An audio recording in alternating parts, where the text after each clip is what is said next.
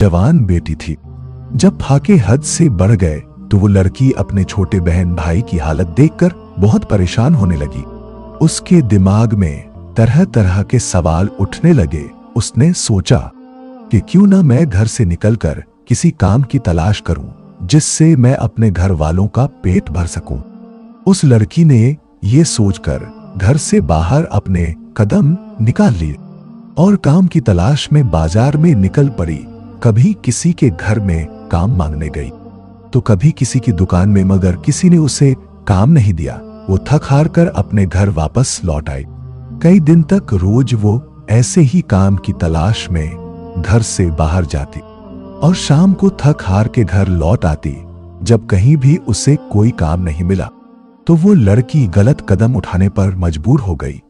दिल में इरादा करके घर से निकली कि आज मैं अपना शरीर बेचूंगी